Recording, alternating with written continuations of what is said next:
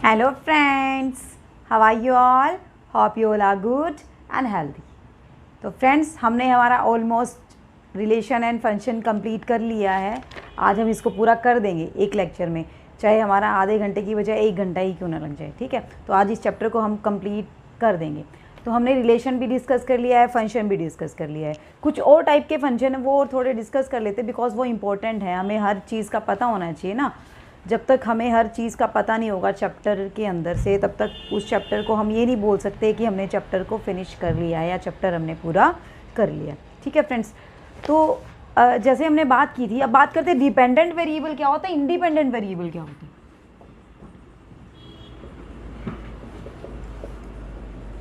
है। Dependent variable and independent variable.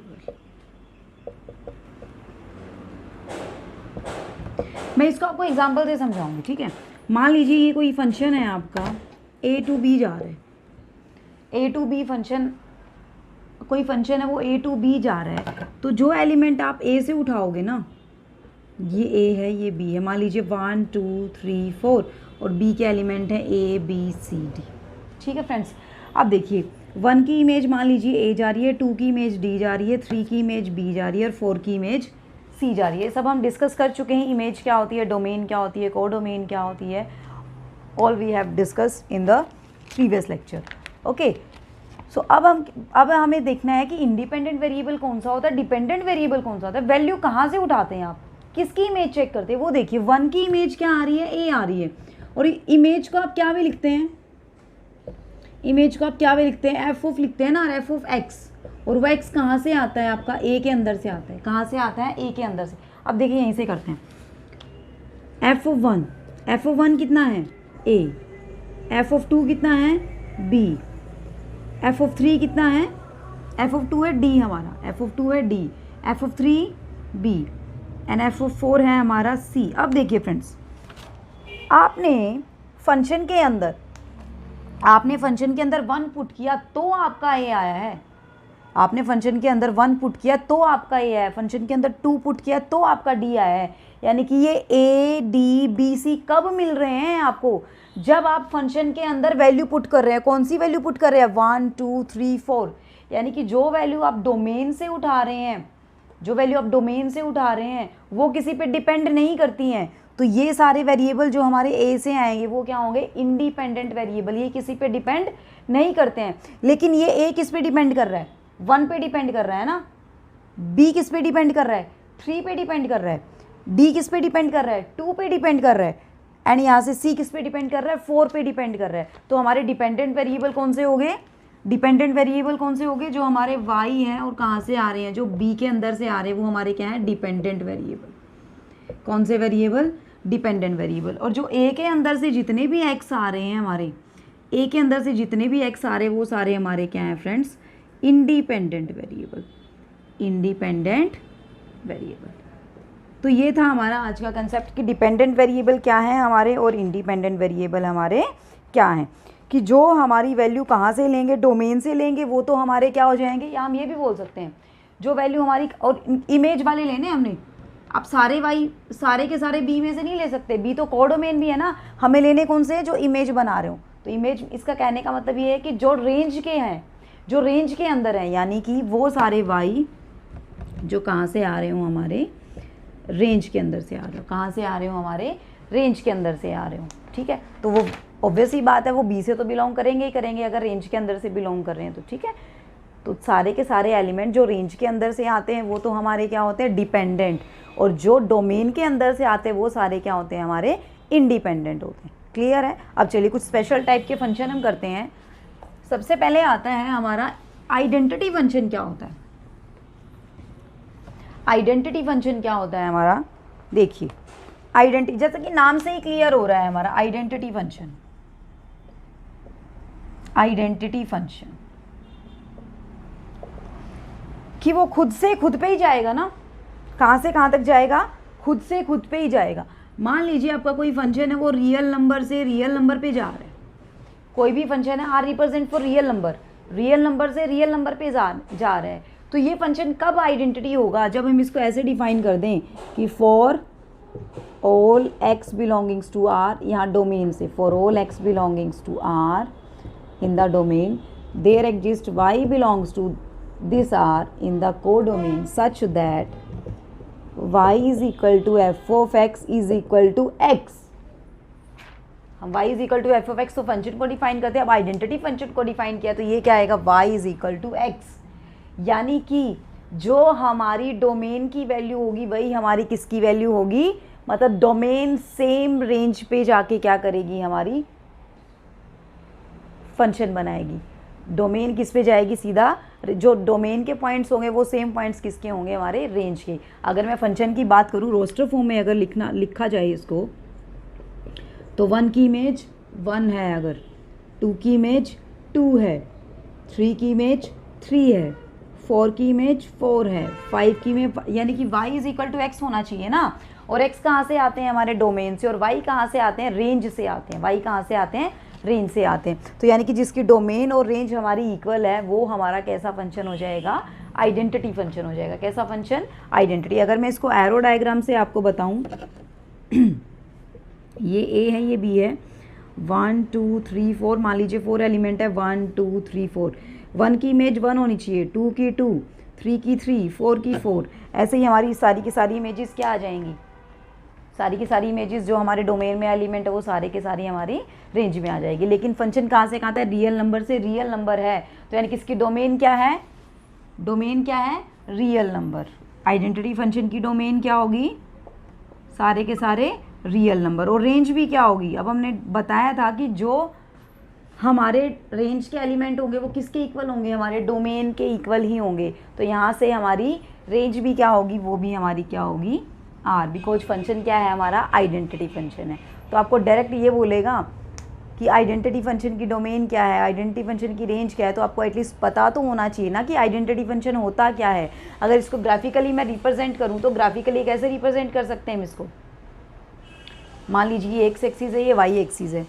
अब देखिए x0 है तो y भी 0, x1 है तो y भी 1, x2 है तो y भी 2, x3 है तो y भी 3। तो ये देखिए आप लाइन कैसे जा रही है, ऐसे जा रही है ना, और नीचे भी ऐसे ही जाएगी। तो ये किसकी रिप्रेजेंटेशन है, y is equal to X की, या y is equal F X is equal to X. तो ये कैसा फंक्शन है हमारा, आइडेंटिटी फंक्शन है। कैसा फंक्शन है फ्रेंड, हमारा आइडेंटिटी फंक्शन है। अब बात करते हैं कॉन्स्टेंट फंक्शन क्या होता है। कॉन्स्टेंट, नाम से ही हमें पता चल रहा है कि कांस्टेंट, कि जो फंक्शन हमारा क्या हो, कांस्टेंट हो। जो फंक्शन हमारा क्या हो, कांस्टेंट। जैसे कांस्टेंट फंक्शन हमारा क्या होगा कि y is equal to F X is equal to क्या, c। c is for some real number, c is any real number. c यहाँ पे कोई भी रियल नंबर हो सकता है। अगर आपने c1 ले लिया तो y इज इक्वल टू क्या आया, 1।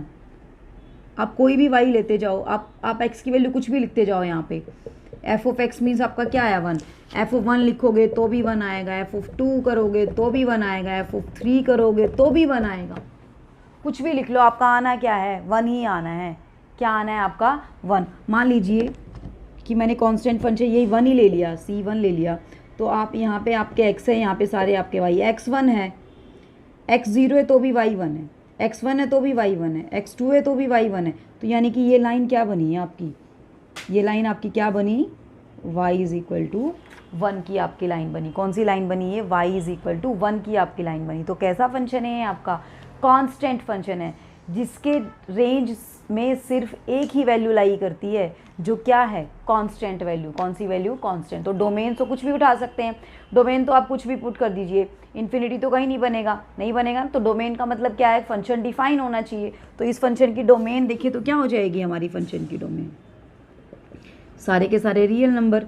लेकिन अगर हम इसकी रेंज की बात करें तो रेंज क्या होगा हमारा, वो जो कांस्टेंट है हमारा, जो हमारा कांस्टेंट हमने लिया है, कोई भी कोई भी रियल नंबर लिया है वो आएगा ना रेंज के अंदर। तो रेंज तो सेट से हम रिप्रेजेंट करते, तो रेंज के अंदर एक एलिमेंट आ जाएगा जो क्या होगा हमारा c, जो क्या होगा हमारा फ्रेंड्स c। अब बात करते हैं लीनियर फंक्शन। कौन सा फंक्शन, लीनियर फंक्शन।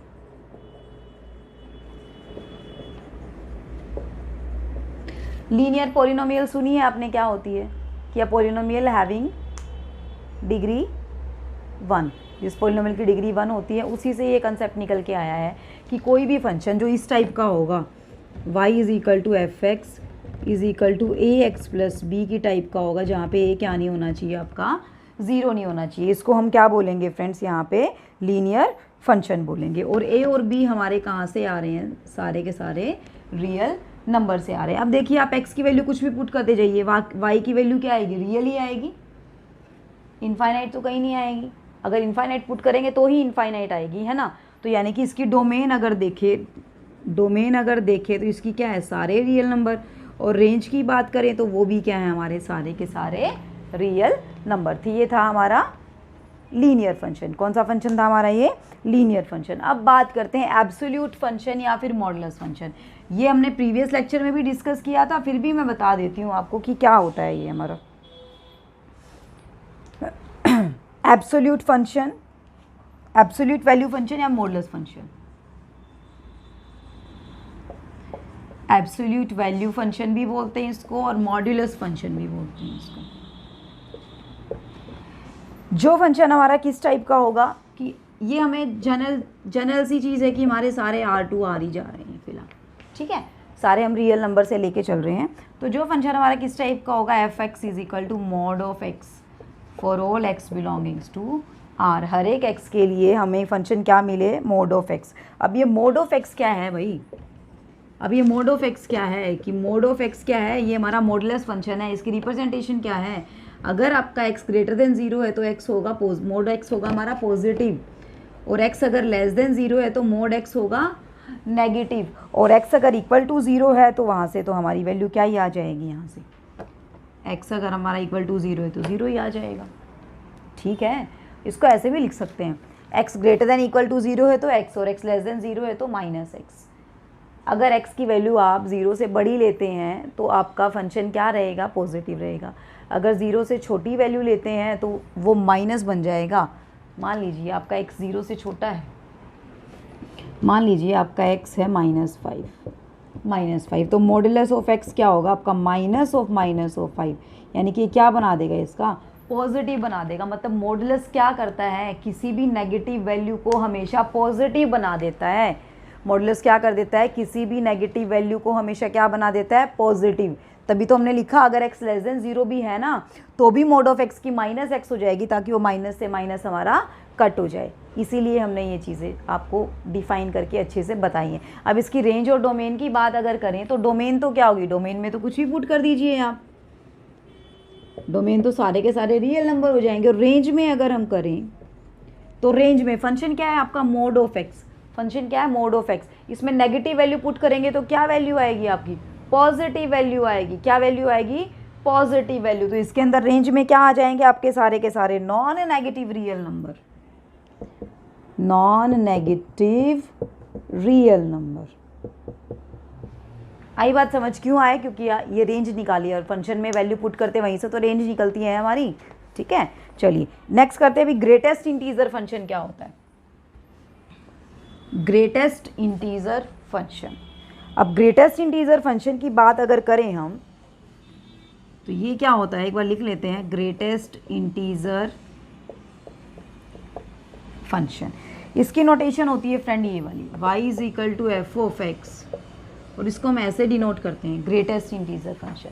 ये इसकी वैल्यू क्या होगी, इस ग्रेटेस्ट इंटीजर की वैल्यू क्या होगी, ये इसका मतलब क्या है कि greatest integer of x means the greatest integer n such that n is less than or equal to x। इस ग्रेटेस्ट इंटीजर की वैल्यू क्या होगी, कोई ना कोई ग्रेटेस्ट इंटीजर n मिलेगा। इंटीजर की बात कर रहे हैं हम, इसकी वैल्यू कोई ना कोई ग्रेटेस्ट इंटीजर n मिलेगा। और ये हमारा x कहीं से भी आ सकता है, x हमारा कहीं से भी आ सकता है, रियल नंबर में से x कहीं से भी आ सकता है, ठीक है। तो यानी कि अगर इसकी डोमेन की बात करें तो डोमेन तो क्या हो जाएगी, रियल नंबर, क्योंकि x हमने कहाँ से उठाया, रियल नंबर से। और रेंज की बात करते हैं, रेंज में क्या क्या आता है इसके। अब देखिए इसने क्या बोला है कि इसकी वैल्यू क्या होगी, ग्रेटेस्ट इंटीजर n, इंटीजर होएगी इसकी वैल्यू, या तो वो x के इक्वल होएगा या x से छोटा होएगा। अब ये क्या चक्कर है, x के इक्वल x से छोटा। देखिए अगर आपने यहाँ पे रख दिया 5.6, इसका आपको greatest integer value find out करनी है, तो ग्रेटेस्ट इंटीजर क्या बताया मैंने, या तो इसके इक्वल या इससे छोटा इंटीजर। अब इसके इक्वल तो इंटीजर हो नहीं सकता, ये तो आपका कैसा नंबर है, इंटीजर नहीं है ना, रैशनल है, तो इससे छोटा इंटीजर कौन है, 5।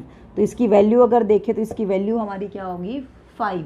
क्या होगी इसकी वैल्यू, 5। लेकिन अगर इसकी जगह यही होता ग्रेटेस्ट इंटीजर ऑफ 5, ये तो खुद ही इंटीजर है, तो इंटीजर का इससे छोटा या इसके इक्वल हो सकता है ना, तो इसके इक्वल क्या हो जाएगा, यहाँ से 5 हमारा हो जाएगा। ऐसे अगर मैं नेगेटिव में है मेरा -3.4 मान लीजिए, अब इससे छोटा ग्रेटेस्ट इंटीजर कौन है, -2 है क्या, -2 तो बड़ा है इससे छोटा ग्रेटेस्ट इंटीजर क्या है, -4। क्या है, -4। अब आपने एक चीज़ देखी, आपने एक चीज़ नोटिस की कि आप यहाँ पे x की वैल्यू सारे रियल नंबर लिख रहे हैं, तो आपको डोमेन में क्या मिल रहा है, y की वैल्यू क्या मिल रही है, यहाँ से इंटीजर्स मिल रहे हैं, y की वैल्यू क्या मिल रही है आपको, इंटीजर्स। तो यानी कि इसकी रेंज क्या हो जाएगी फ्रेंड्स, यहाँ से रेंज क्या हो जाएगी, यहाँ से सेट ऑफ इंटीजर। डोमेन तो क्या हो जाएगा हमारा, डोमेन तो क्या हो जाएगा, set of real number.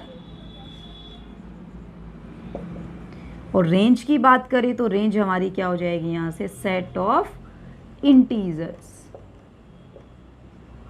Range क्या हो जाएगी हमारी, यहाँ से सेट ऑफ इंटीजर। इसको लिखने का भी तरीका, जो इसका ग्राफ से भी मैं समझा देती हूँ आपको, और इसको बता भी देती हूँ कि क्या है ये क्या नहीं है, ठीक है। चलिए देखिए एक बार, अगर आप इसको लिखना चाहें तो आप ऐसे लिख सकते हैं कि अगर आपका लेक्स लाई कर रहा है -1 से और 0 के बीच में, -1 के इक्वल भी है, -1 के अगर इक्वल भी है और 0 से छोटा है तो भी उसकी वैल्यू क्या आएगी, -1 आएगी। अगर वो 0 के इक्वल है और 1 से छोटा है, यानी कि 0.999 भी है, तो भी उसकी वैल्यू हमारी क्या आएगी, 0 आएगी। क्या आएगी हमारी वैल्यू, 0। ऐसे ही अगर x आपका 1 और 2 के बीच में लाई कर रहा है, 1 के तो इक्वल है, 2 से छोटा है, 1.99999 भी है, तो भी उसकी वैल्यू क्या आएगी फ्रेंड्स, यहाँ से 1 आएगी। क्या आएगी, यहाँ से 1। चलिए इसको ग्राफिकली मैं आपको समझाती हूँ एक बार क्या है।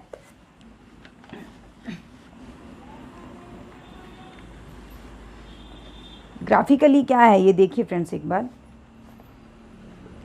ये आपकी x एक्सिस होती है, ये आपकी y एक्सिस। अगर आपने x 0 से 1 के बीच का लिया है, x की वैल्यू यहाँ पे राइट कर देती हूँ मैं, 1 2 3 4 5, ठीक है। x आपने लिया है 0 से 1 के बीच, x आपने लिया है 0 से 1 के बीच, x ये है हमारे और ये हमारे y हैं, तो y क्या होगा उस केस में, 0 से 1 के बीच की बात करें, 1 नहीं है x हमारा, 1 नहीं है, 1 से छोटा है और 0 हो सकता है, तो y की वैल्यू क्या होगी इस केस में, 0। y क्या होगा इस केस में, 0। यानी कि या फिर अगर हम बोल दें ग्रेटेस्ट इंटीजर ऑफ x हमारा क्या होगा, 0। जब 0 और 1 के बीच में लाई कर रहा है, 1 नहीं है, 0 के इक्वल है, ठीक है। नेक्स्ट अगर हम बात करें, अगर ये लाई कर रहा है 1 और 2 के बीच में, अगर x हमारा लाई कर रहा है 1 और 2 के बीच में, x कितना है, 1 और 2 के बीच में, यहाँ से यहाँ तक है x हमारा। अब वो 1 के इक्वल हमने ले लिया, लेकिन वो 2 के इक्वल नहीं है, तो ग्रेटेस्ट इंटीजर की वैल्यू क्या आएगी, 1 आएगी। क्या आएगी, यहाँ से यहाँ कितने ही पॉइंट ले लो, सारे पॉइंट पे उन ग्रेटेस्ट इंटीजर की वैल्यू क्या आएगी, 1। 2 तो नहीं आएगी ना, 2 तो नहीं आएगी, वैल्यू कितनी आएगी वहाँ पे, 1 आपकी वैल्यू आएगी। ऐसे ही अगर 2 और 3 के बीच की बात करें, अगर हम 2 और 3 के बीच की बात करें तो वैल्यू कितनी आएगी, ये हमारी 0 है, यहाँ पे वैल्यू, यहाँ पे 1 है, यहाँ पे 2 और 3 के बीच की बात करें तो वैल्यू कितनी आएगी उसकी, हर एक पॉइंट पे कितनी आएगी उसकी वैल्यू, 2 आएगी। हर एक पॉइंट पे वैल्यू कितनी आएगी, 2 आएगी। आई बात समझ। चलिए अभी हम करते हैं फ्रैक्शनल। फ्रैक्शनल पार्ट हमारा क्या होता है, द फ्रैक्शनल पार्ट। फ्रैक्शन आप ऐसे भी समझ जाते हैं जो डेसिमल की फॉर्म बन जाए जिसकी, है ना, 3/4 4/5, ये सारे हमारे क्या है, फ्रैक्शनल पार्ट हैं, किसी भी होल का कोई ना कोई पार्ट है ना। तो फ्रैक्शनल पार्ट क्या होगा, द फ्रैक्शनल पार्ट क्या होगा हमारा, ये हमारा क्या फंक्शन होगा कि y is equal to F of X. अगर आप x के अंदर से उसका ग्रेटेस्ट इंटीजर माइनस कर देंगे तो क्या बच जाएगा आपके पास, फ्रैक्शनल पार्ट बच जाएगा। क्या बच जाएगा, फ्रैक्शनल पार्ट। देखिए कैसे, मान लीजिए आपके पास कोई भी x है 5.6, क्या है 5.6, आपको इसका फ्रैक्शनल पार्ट फाइंड आउट करना है। तो इसका फ्रैक्शनल पार्ट क्या होगा, 5.6 माइनस ग्रेटेस्ट इंटीजर ऑफ 5.6। अब 5.6 का ग्रेटेस्ट इंटीजर तो क्या होता है, क्या होता है, अभी तो बताया था क्या होता है, ग्रेटेस्ट इंटीजर लेस देन और इक्वल टू n, या तो इसके इक्वल या इससे छोटा। अब ये तो इंटीजर तो है नहीं, तो इंटीजर नहीं है तो इससे छोटे वाला लेना पड़ेगा हमें, जो क्या है इंटीजर होना चाहिए। तो इससे छोटा इंटीजर 5, तो इसमें से माइनस किया तो ये क्या आ गया 0.6। 0.6 क्या ये 6/10, क्या ये 3/5 हमारा फ्रैक्शनल पार्ट नहीं है क्या, फ्रैक्शनल पार्ट नहीं है क्या। जो ऑब्वियसली बात है, जो डेसिमल की फॉर्म में होगा वो फ्रैक्शनल पार्ट तो 101% होगा ही होगा ना। तो इट मीन्स ये कैसा है आपका फ्रैक्शनल पार्ट है। तो फ्रैक्शनल पार्ट अगर आपको निकालना है तो क्या निकलेगा, वो x में से क्या माइनस कर देंगे, ग्रेटेस्ट इंटीजर। अब आप यहाँ पे एक चीज़ चेक कीजिए, x की वैल्यू आप कुछ भी पुट कर दीजिए, x की वैल्यू तो कुछ भी पुट कर सकते हैं, नेगेटिव पॉजिटिव जो मन करे वो पुट कर देना, रैशनल पुट करनी है आपने, डेसिमल में कुछ भी पुट कर देना, ठीक है। अब तो यानी कि डोमेन क्या आ गई यहाँ से देखा जाए तो सारे के सारे रियल नंबर। लेकिन अगर रेंज की बात करें, अब रेंज क्या आ रही है, यहाँ से 0.6 आई ना। इसे नेक्स्ट करके देख लीजिए, मान लीजिए आपने 3.3 ले लिया और 3.3 में से 3.3 का फ्रैक्शनल पार्ट माइनस किया आपने, कितना आया यहाँ से 3.3 माइनस 3 कितना आया 0.3। आप कुछ भी करके देख लेना, आप कुछ भी करके देख लेना, आपका 0 और 1 के बीच में आएगा। 1 तो कभी हो ही नहीं सकता है, 1 तो कभी हो ही नहीं सकता है। क्यों नहीं हो सकता है, अगर आपने यहाँ पे अगर इंटीजर ले लिया 5 और 5 में से 5 का ग्रेटेस्ट इंटीजर माइनस किया तो 5 - 5 0 आ जाएगा, लेकिन कभी भी 1 नहीं आएगा। इस मीन फ्रैक्शनल पार्ट किसके बीच में लाई करता है, 0 और 1 के बीच में। तो इसकी रेंज क्या आएगी फ्रेंड्स, हमारी 0 के इक्वल हो सकती है लेकिन 1 के इक्वल नहीं होएगी। यानी कि हमारी रेंज क्या आ जाएगी, यहाँ से अगर डिस्कस करें तो हम 0 पे मैंने क्लोज ब्रैकेट लगा दी बिकॉज 0 हो सकती है, 1 पे मैंने ओपन ब्रैकेट लगाई है क्योंकि 1 हमारा इसके अंदर नहीं आ सकता है। इसका ग्राफ अगर बना के देखें तो ग्राफ कैसे बनेगा इसका, देखिए एक बार, ये हमारे एक्स एक्सिस है, ये हमारी वाई एक्सिस है। अगर आपका एक्स लाई करता है 0 और 1 के बीच में, अगर आपका एक्स लाई करता है 0 और 1 के बीच में, 0 और 1 के बीच में कुछ भी ले लीजिए, आप कुछ भी ले लीजिए, मान लीजिए आपने 0.6 ले लिया तो 0.6 का आपको फ्रैक्शनल पार्ट करना है। तो फ्रैक्शनल पार्ट 0.6 माइनस 0.6 का ग्रेटेस्ट इंटीजर, 0.6 का ग्रेटेस्ट इंटीजर क्या होगा 0 होगा। फिर से क्या आ गया 0.6 आ गया, 0.7 लोगे 0.7 आएगा, 0.8 लोगे 0.8 आएगा। तो यानी कि 0 और 1 के बीच में आप कुछ भी ले लो, आपका क्या आने हैं 0 और 1 के बीच में ही आने हैं। यहाँ लोगे तो ये आएगा, यहाँ लोगे तो ये आएगा, यहाँ लोगे तो ये आएगा, यहाँ लोगे तो ये आएगा। तो यानी कि 1 नहीं आ सकता। यहाँ पे मैंने क्या छोड़ दिया इसको, यहाँ पे मैंने क्या छोड़ दिया इसको, ये अगर मैं इसको फिल नहीं करती ना तो ये पॉइंट नहीं है।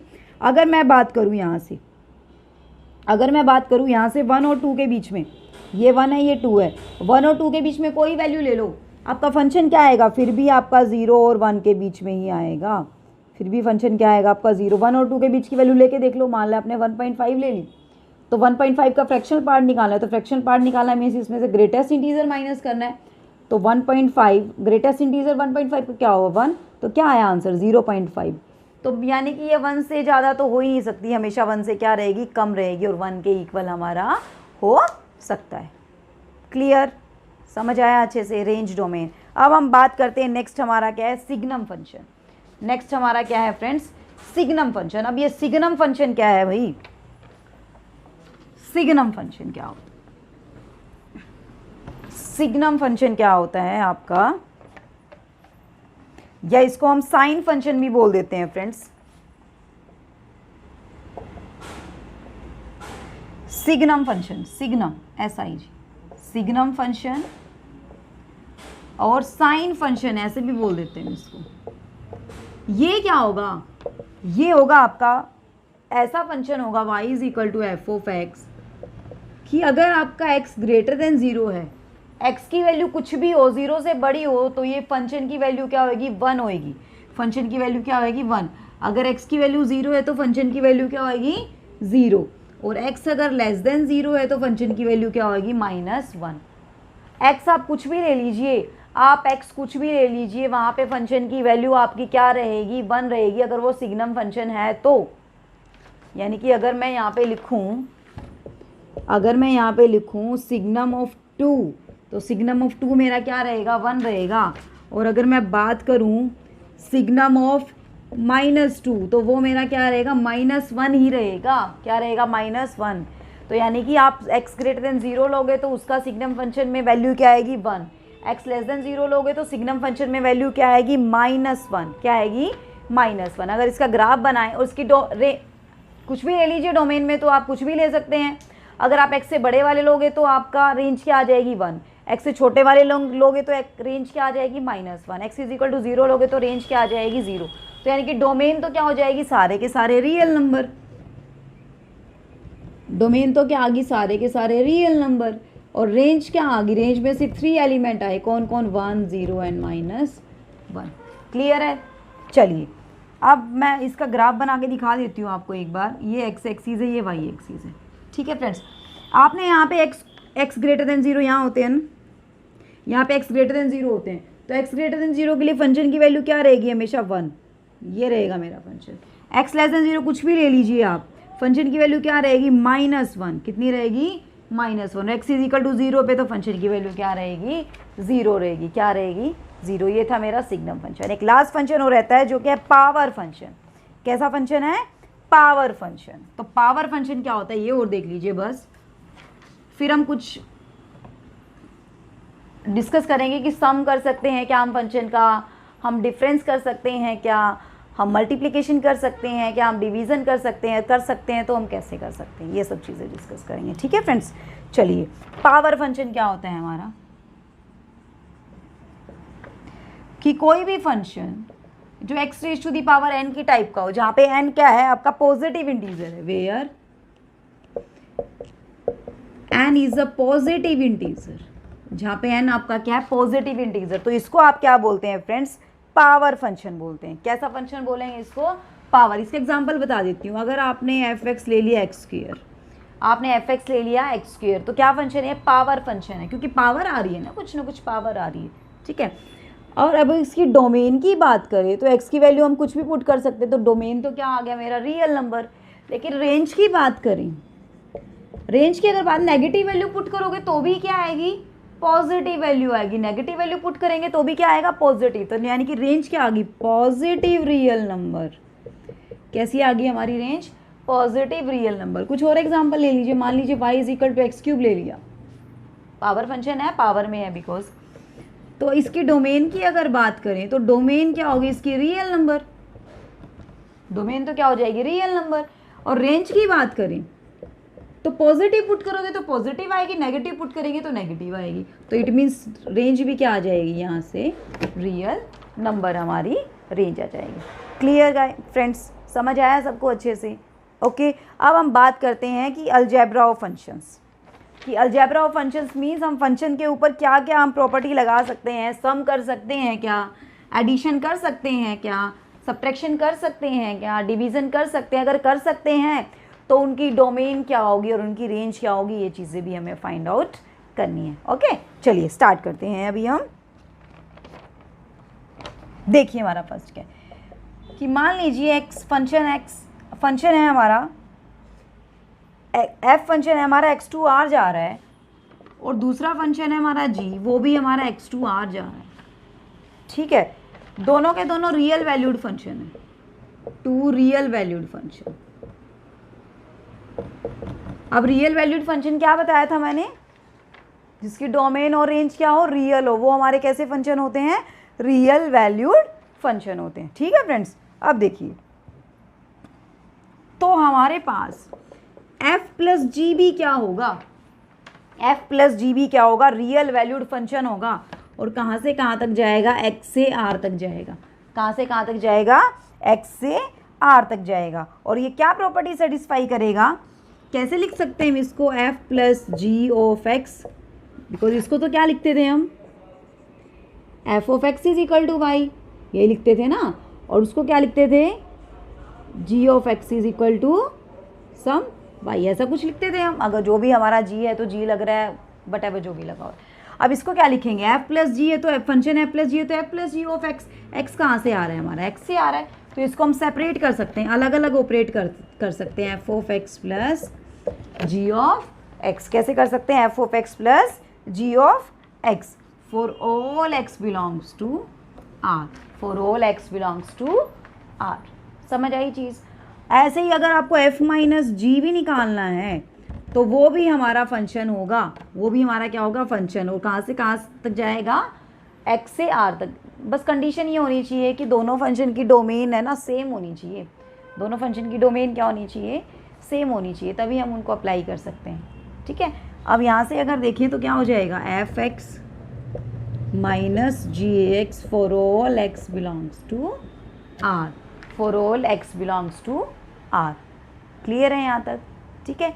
चलिए अब नेक्स्ट अगर हम करें तो अगर मुझे किसी कांस्टेंट से, मान लीजिए एफ मेरा कोई फंक्शन एक्स से आर जा रहा है, सी कोई भी कांस्टेंट है, एनी कांस्टेंट रियल नंबर, तो सी एफ भी मेरा फंक्शन होगा, सी एफ भी मेरा फंक्शन कहाँ से कहाँ तक होगा, एक्स से आर तक होगा। कैसे डिफाइन करेंगे इसको, c f of x is equal to c times f of x, c times f of X.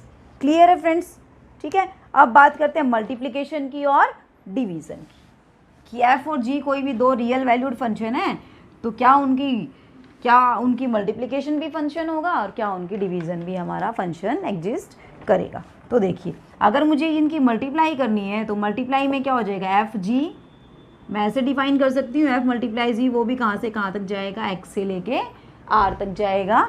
और यहाँ से एफ जी ऑफ एक्स हम क्या राइट कर सकते हैं, क्या राइट कर सकते हैं, F of x into g of x for all x belongs to R, for all x belongs to R. Clear है फ्रेंड्स यहाँ तक, ओके। अगर एफ बाय जी की मैं बात करूँ तो वो मेरा कहाँ से कहाँ तक होगा, एक्स बाय एक्स से आर तक होगा। और क्या होगा ये, F by G of x is equal to F X by G X. और कंडीशन क्या होनी चाहिए कि G X is not equal to zero in the domain, in the domain. G X क्या नहीं होना चाहिए फ्रेंड्स, ज़ीरो नहीं होना चाहिए। अब जी एक्स ज़ीरो नहीं होना चाहिए मतलब इसकी डोमेन में वो पॉइंट नहीं आ सकते, एफ बाई जी की डोमेन में वो पॉइंट नहीं आ सकते जहाँ पे हमारा जी क्या हो, ज़ीरो, जहाँ पे हमारा जी क्या हो, ज़ीरो। तो हमें एफ बाई जी की डोमेन से वो वाले पॉइंट निकालने पड़ेंगे जहाँ पे हमारा जी क्या हो जाए फ्रेंड्स, ज़ीरो हो जाए, क्या हो जाए, ज़ीरो। अब देखिए अब डोमेन और रेंज की बात, डोमेन की बात कर लेते हैं, एफ प्लस जी, एफ माइनस जी और एफ मल्टीप्लाई जी, इन तीनों की डोमेन क्या होगी, एफ की जो डोमेन होगी, domain of F intersection domain of G, जो एफ की डोमेन होगी और जो जी की जो डोमेन होगी, उन दोनों का इंटरसेक्शन किसकी डोमेन हो जाएगी फ्रेंड्स, एफ प्लस जी की डोमेन, एफ माइनस जी की डोमेन और एफ मल्टीप्लाई जी की डोमेन। मतलब अगर आपको कोई भी दो फंक्शन दिए हुए हैं उससे आपने समेशन करके कोई नया फंक्शन बनाना है तो जो नए फंक्शन की डोमेन आएगी वो क्या होगी, उन दोनों का क्या होगी, इंटरसेक्शन। उन दोनों का क्या होगी, उन दोनों की डोमेन का क्या बनेगी, इंटरसेक्शन। मान लीजिए यहाँ पे ये फंक्शन मेरा नेचुरल नंबर से रियल नंबर जा रहा है और ये फंक्शन मेरा जा रहा है होल नंबर से रियल नंबर, तो जो नया फंक्शन बनेगा एफ प्लस जी, तो वो उसमें डोमेन क्या होगी, अब नेचुरल और होल नंबर का इंटरसेक्शन में क्या आता है, नेचुरल आता है ना, तो जो नया फंक्शन बनेगा उसकी मेरी डोमेन क्या होगी friends, natural number two real number, because हमें दोनों की डोमेन क्या लेनी है, इंटरसेक्शन लेनी है, दोनों की डोमेन का क्या लेना है, इंटरसेक्शन। अब बात करते हैं एफ बाय जी की डोमेन क्या होगी, एफ बाय जी की डोमेन में वो मेंबर नहीं आएंगे, एफ बाय जी की डोमेन में सिंपली एक तो ये चीज़ आ जाएगी, domain of F intersection domain of G, ये तो होगा ही होगा। बस इसमें से कौन से हटा देंगे हम, जहाँ पे हमारा जी एक्स क्या है, ज़ीरो है, जहाँ पे हमारा जी एक्स क्या है, ज़ीरो है, जहाँ पे हमारा जी एक्स ज़ीरो है वो वाले पॉइंट छोड़ देंगे हम, और बाकी के सारे पॉइंट्स हमारे जितनी भी इंटरसेक्शन होगी वो क्या हो जाएगी फ्रेंड्स, इसकी डोमेन। अभी इसका एग्जांपल करके दिखाऊंगी, फिर आपको पता चलेगा कि डोमेन क्या होती है इन सब की। ठीक है फ्रेंड्स, चलिए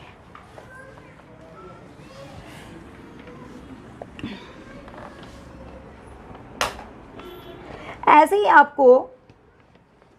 ही अगर आपको f कोई भी फंक्शन दिया हुआ है, एनी फंक्शन, मान लीजिए f R2R कोई फंक्शन है, तो आपको एफ स्केयर भी आप डिफाइन कर सकते हैं। एफ स्केयर क्या हो जाएगा? F into F. जैसे आपने एफ इंटू जी डिफाइन किया था, वैसे आप एफ इंटू एफ भी डिफाइन कर सकते हैं। सिमिलरली एफ कोई फंक्शन है, आर टू आर जा रहा है, ऐसे 1/f भी आप डिफाइन कर सकते हैं फ्रेंड। तो 1/f कैसे होगा आपका? 1/f क्या होगा, कैसे राइट कर सकते हैं इसको? 1/f of X. और इसकी डोमेन की बात करें तो इसके डोमेन में वो पॉइंट नहीं आएंगे जहाँ पे आपका एफ एक्स क्या होगा? 0 होगा। तो ये वाले पॉइंट डोमेन से हट जाएंगे। ये वाले पॉइंट क्या हो जाएंगे? डोमेन से। अगर मैं इसकी डोमेन लिखूं तो इसकी डोमेन में क्या आएंगे? वो सारे एक्स जो एक्स कहाँ से बिलोंग करते हैं? एफ़ की डोमेन से तो बिलोंग करते हैं। वो सारे एक्स जो एफ़ की डोमेन से, मतलब हमें तो इसकी डोमेन से मतलब है ना, क्योंकि एफ से ही 1/f बन रहा है। तो इसके अंदर इसकी डोमेन के वो सारे एलिमेंट आएंगे, सिवाय किसको छोड़ के? जहाँ पे हमारा एफ एक्स क्या नहीं होना चाहिए? 0 नहीं होना चाहिए। मतलब जहाँ पे हमारा एफ एक्स नॉन ज़ीरो है, वो सारे के सारे एक्स क्या हो जाएंगे? इसकी डोमेन हो जाएंगे। जहाँ पे भी हमारा एफ एक्स 0 बन जाएगा, वो हमारा 1/f की डोमेन नहीं बनेगी। ठीक है, चलिए इससे रिलेटेड क्वेश्चन करते हैं। अभी हम जो हमने डिस्कस किया है अभी अलजेब्रा और फंक्शन का, जितना भी हमने पोर्शन डिस्कस किया है उससे रिलेटेड अभी हम क्वेश्चन करते हैं। देखिए फ्रेंड्स, आपके पास एक फंक्शन दिया हुआ है एफ एक्स, एक्स स्क्वायर दिया हुआ है। एक फंक्शन है आपके पास एक्स स्क्वायर और एक फंक्शन है आपके पास 2x + 1। ठीक है फ्रेंड, ओके। अब देखिए, अब आपको क्या करना है? एफ प्लस जी डिफाइन करना है। अब एफ प्लस जी क्या हो जाएगा? सिंपली एफ एक्स प्लस जी एक्स। तो क्या बन जाएगा? X square plus 2x + 1। अब इसकी डोमेन भी रियल नंबर है, इसकी डोमेन भी रियल नंबर, तो इसकी डोमेन भी क्या हो जाएगी? Real number. अब f माइनस जी की बात करें तो f माइनस जी भी क्या हो जाएगा हमारा? इसके साथ x लगाना चाहे तो आप लगा सकते हैं, अगर ऐसे ही छोड़ना चाहे तो आप इसको ऐसे भी लिख सकते हैं। ठीक है, ऐसे भी लिख सकते हैं। तो f माइनस जी क्या हो जाएगा? X square minus 2x minus 1। इसकी डोमेन भी क्या हो जाएगी? सारे के सारे रियल नंबर। देन अगर बात करें एफ जी ऑफ एक्स, इसकी क्या हो जाएगी? ये क्या फंक्शन बनेगा? एक्स स्क्वायर इंटू 2x + 1, यानी कि ये क्या बना आपका? 2x³ + x square. और इसकी डोमेन की बात करें तो इसकी डोमेन भी क्या होगी? हमारे सारे रियल नंबर। अब बात करते हैं f/g ऑफ x की। अब f/g ऑफ x क्या होगा? X square by 2x + 1, x square by 2x + 1 ये फंक्शन होगा हमारा। और इसकी डोमेन क्या होगी? अब अगर मैं इसकी डोमेन की बात करूं तो डोमेन रियल नंबर में से कौन सा पॉइंट हट जाएगा? जहाँ पे आपका gx 0 का है -1/2 पे। तो इसकी डोमेन में क्या नहीं आएगा फ्रेंड? -1/2 इसकी डोमेन में नहीं आएगा। क्लियर हुआ आपका? डोमेन क्या होती है? जहाँ पे हमारा फंक्शन डिफाइन होता है। अब ये फंक्शन -1/2 पे तो डिफाइन हुआ ही नहीं, -1/2 पे तो डिफाइन हुआ ही नहीं। तो डिफाइन नहीं हुआ तो इट मीन्स ये इसकी डोमेन का पार्ट नहीं होगा। ठीक है, तो इसकी रेंज में क्या नहीं आएगा फ्रेंड्स? -1/2 इसकी रेंज, सॉरी इसकी डोमेन में -1/2 नहीं आएगा, क्योंकि ये एग्जिस्ट ही नहीं कर रहा है। -1/2 हम जैसे ही पुट करेंगे ये फंक्शन क्या बन जाएगा हमारा? इनफाइनाइट बन जाएगा। फंक्शन डिफाइन ही नहीं है। जब डिफाइन ही नहीं है तो इट मीन्स फंक्शन कहाँ हुआ? वो सबसे पहले फंक्शन होने के लिए डिफाइन तो होना चाहिए ना, डोमेन में डिफाइन तो होना चाहिए। जब डिफाइन नहीं है तो इट मीन्स वो हमारा फंक्शन नहीं होगा। ठीक है फ्रेंड्स, चलिए नेक्स्ट करते हैं। हम क्वेश्चन करते हैं यहाँ पे कि हमें सम करना है और एडिशन। अगर हमें सम करना हो किसी भी फंक्शन का तो हम कैसे करेंगे? कुछ अलग अलग फंक्शन दिए हुए, नेम से अब इसने फंक्शन दिए हुए और आपने उनकी डोमेन बतानी है क्या होगी। ठीक है, तो हम डिस्कस करते हैं। चलिए देखिए क्या, define the sum and difference of the function. Define the sum and difference of the function.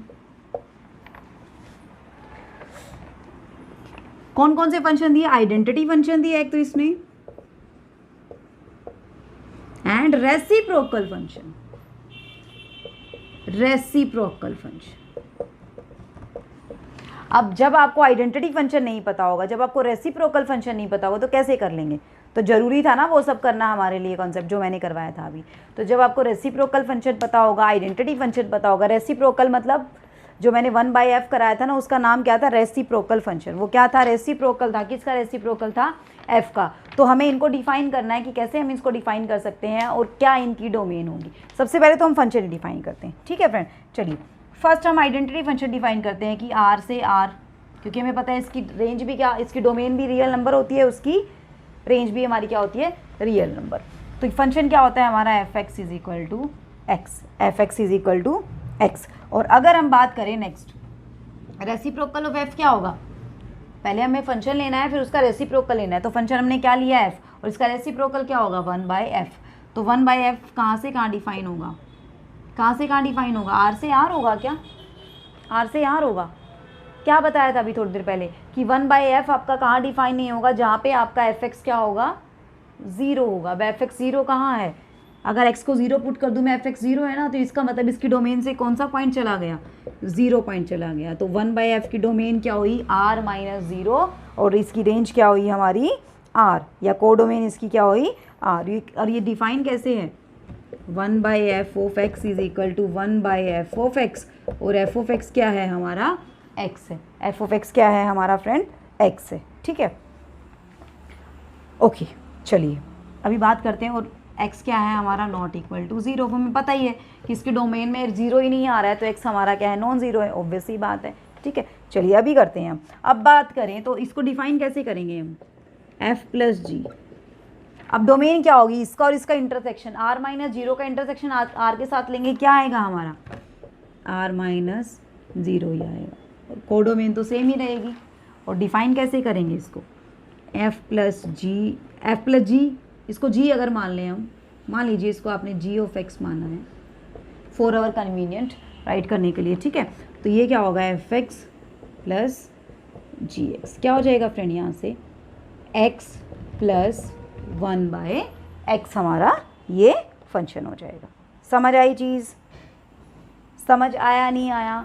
तो ऐसे हमें किसी भी फंक्शन की डोमेन निकालनी है, किसी भी फंक्शन की डिफाइन करना है हमें, ठीक है। इसकी जगह पे आपको क्या, अभी आपने इसने तो ये दिया है ना कि आइडेंटिटी फंक्शन रेसिप्रोकल फंक्शन का सम करके दिखाइए। डिफरेंस भी कर देंगे, डिफरेंस करेंगे तो यहाँ पे क्या आ जाएगा, माइनस आ जाएगा। जस्ट मल्टीप्लाई भी बोल सकता है, आइडेंटिटी फंक्शन की और उसके रेसिप्रोकल फंक्शन की मल्टीप्लाई करके दिखाइए, डिवाइड करके दिखाइए, मॉडुलस फंक्शन और आइडेंटिटी फंक्शन को डिवाइड करके दिखाइए। तो अगर आपने ये फंक्शन अच्छे से पढ़े हैं तो ही आप उसको डिफाइन कर सकते हैं। और डिफाइन कैसे करेंगे, बस आपने 2 फंक्शन लिखने हैं, और जो नया फंक्शन डिफाइन करेंगे उसकी डोमेन का आपने ध्यान रखना है कि वो डोमेन क्या होगी, इन दोनों की डोमेन का क्या होगी, इंटरसेक्शन होगी। इन दोनों की डोमेन का क्या होगी फ्रेंड, इंटरसेक्शन होगी, ठीक है। एक लास्ट चीज़ और बता देती हूँ, जैसे हमने नंबर ऑफ रिलेशन किए थे, ऐसे ही हमारे नंबर ऑफ फंक्शन होते हैं, ऐसे ही हमारे क्या होते हैं, नंबर ऑफ फंक्शन। आपने एक्सरसाइज 2.4 के क्वेश्चन ट्राई करने हैं, अगर कोई प्रॉब्लम आती है तो प्रॉब्लम मुझसे डिस्कस करनी है, ठीक है फ्रेंड। जैसे नंबर ऑफ रिलेशन क्या थे हमारे, अगर हमारे रिलेशन जा रहा है ए से बी, और ए में m एलिमेंट है, बी में n एलिमेंट है, तो नंबर ऑफ रिलेशन कितने थे, 2^mn। और नंबर ऑफ फंक्शन की बात करें तो नंबर ऑफ फंक्शंस कितने होंगे हमारे पास, n⁻m। कितने होंगे नंबर ऑफ फंक्शन हमारे पास, n⁻n हमारे पास, n⁻m हमारे पास फंक्शन होंगे। तो ये हमारा chapter relation and function complete हो गया फ्रेंड। नेक्स्ट लेक्चर में हमारा ट्रिग्नोमेट्री स्टार्ट करेंगे, ओके। सो अगर इस चैप्टर में आपको कोई भी प्रॉब्लम है, कोई भी क्वेश्चन नहीं समझ आया है, तो मुझे कमेंट सेक्शन में कमेंट करके बता दीजिए, मैं आपको करवा दूंगी, ठीक है फ्रेंड्स। तो मिलते हैं नेक्स्ट लेक्चर में। अगर लेक्चर पसंद आया है तो मुझे कमेंट करके ज़रूर बताइए, और चैनल को लाइक एंड सब्सक्राइब जरूर कीजिए फ्रेंड्स, ठीक है। बिकॉज आपके ही कमेंट से, आपके एक लाइक से ही हमें मोटिवेशन मिलती है। और क्या मिलता है फ्रेंड, और तो कुछ नहीं मिलता है, बस आप लोगों का सपोर्ट चाहिए, आप लोगों की एक लाइक की ज़रूरत है बस हमें, है ना। और चैनल को सब्सक्राइब नहीं किया है तो सब्सक्राइब कर दीजिए, ओके फ्रेंड्स। सो मिलते हैं नेक्स्ट लेक्चर में, तब तक के लिए bye bye, take care, be safe and be healthy friends, and thanks for watching this video. See you in the next video.